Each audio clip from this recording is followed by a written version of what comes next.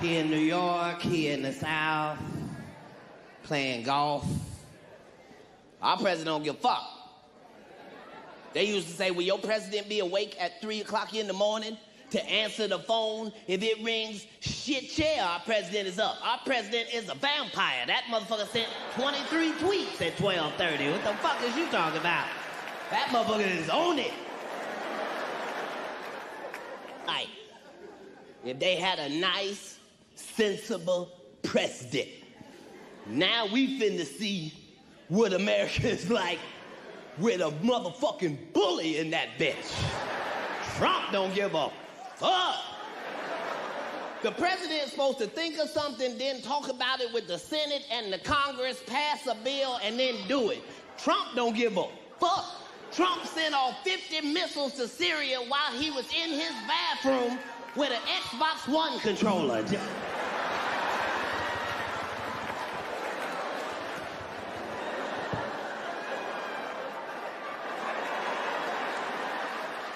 See what they say when they see that shit. Trump don't give a fuck.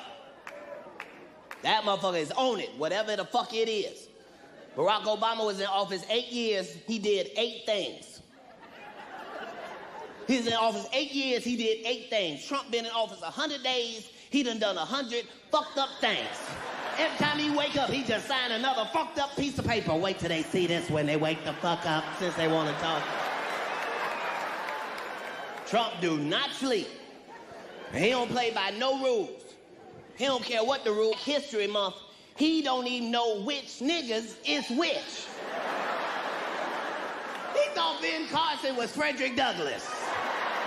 Some of y'all don't even believe me. He looked right at Ben Carson. He said that Frederick Douglass has been doing a great job. He's been getting more and more recognition every day. He looked right at Omarosa and said, and Harriet Tubman has been doing a great job out there in the community as well.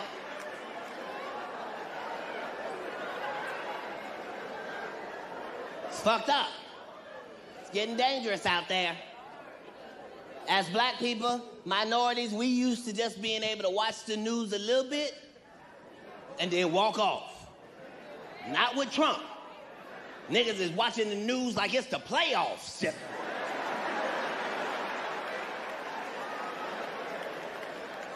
Did they say anything about niggas yet? We got one more day then, one more day. Hispanic people, since y'all in here, I'm gonna let y'all know. Black people is y'all's friends. If they come after y'all, they got to come after us. And I can say that because we know if they start coming after y'all,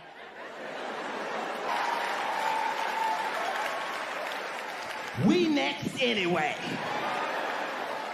Don't worry, Hispanic people. We will open up that Underground Railroad so quick. We got the blueprints.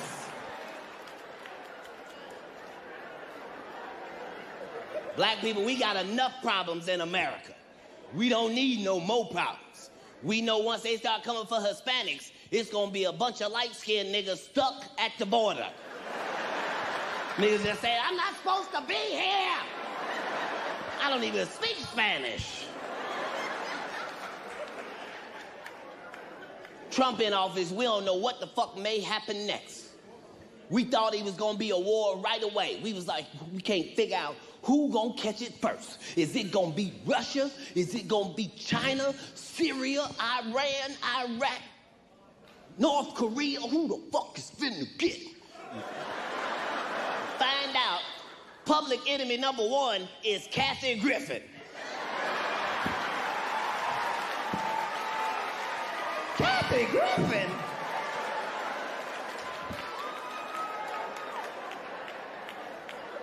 Ain't that a bitch? Fuck out of here. Fucking humor. What the fuck? You the president now. You can't take a joke, motherfucker? You announced your presidency on Comedy Central, motherfucker, after a roast. It's fucked up. But I tried to tell people on the last tour, it was called Conspiracy Theory. I tried to tell people what the fuck was finna happen, and it done fucked around and happened. We said Trump had a chance because he was exciting. And America loves excitement. And Trump been saying exciting shit the whole time. He say shit you ain't never heard nobody say ever. Trump said, we are gonna build a wall and we gonna make Mexico pay for it. Black people all over the world went, Mexico? What type of Mexicans does he know? Donald Trump was using that rhetoric of "I'm gonna be the wall and Mexicans will pay for it." It was just his team to use to win the elections. Remember when Barack Obama was in power, he was using "Yes, we can, yes, we can, yes, we can." So he used that to win the election, and Donald Trump on was "We're gonna be the wall and Mexicans will pay for it." And Joe Biden was "Together we can achieve things," right? So each president that comes into power, they have that like the team that they will use throughout their campaigns, right? That they will stick with it, and also so that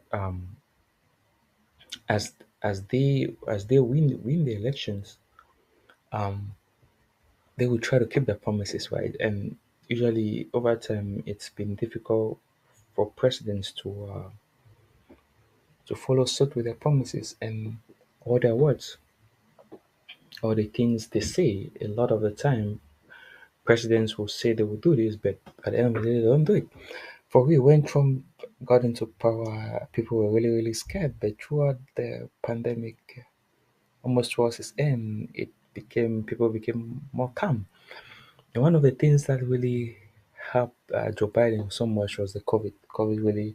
He really utilized COVID very well as a leverage for him to conquer Donald Trump. And with Donald Trump now in New York City, with all the trials that is going on to deter him from running his campaign, it is um it is pretty interesting to see how things are slowly unfolding and how things are getting along. They're coming out with all sorts of manners of trials against him, but he keeps fighting. And I would say right now, the way America is, I think Joe Biden has 70% chances, and no, Joe Biden has 55%, and Donald Trump has 45% chance to win as president. And one of the things that Donald Trump can use as leverage for this 2024.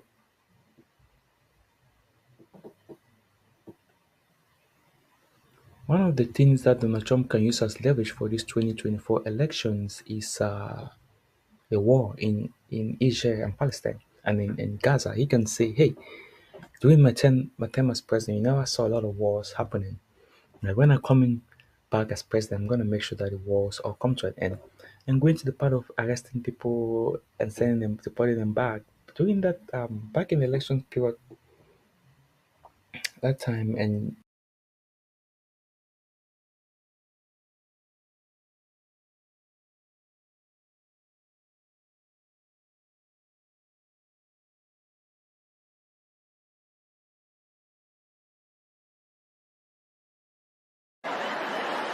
He must not know no essays or no vatos. You ain't finna make them niggas do shit. Well, why the fuck is we talking about building a motherfucking wall and the Mexican people have shown us they are professional at building a tunnel on your motherfucking ass. They broke El Chapo out while they was looking at him.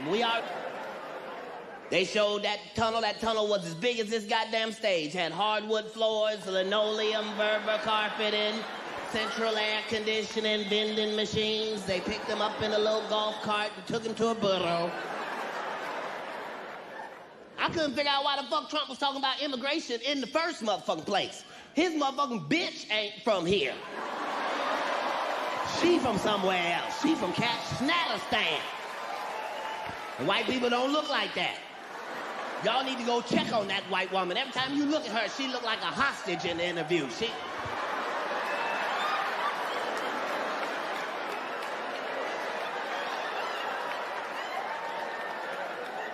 Someone please help me. I'm not supposed to be here. This is not what I signed up for. I said right then, okay, Trump ain't gonna say no more shit that throw me off guard. Then Trump said the shit that shocked the world. You was watching the news, had your breakfast blunt, and it scared you and your breakfast blunt. Trump said, grab him by the pussy.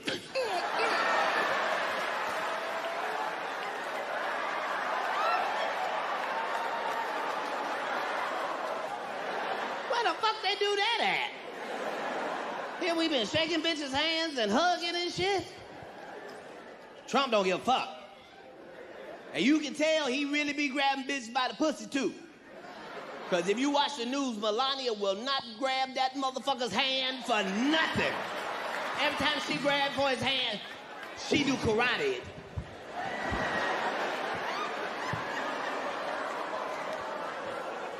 I know where your hands been, motherfucker. You are not.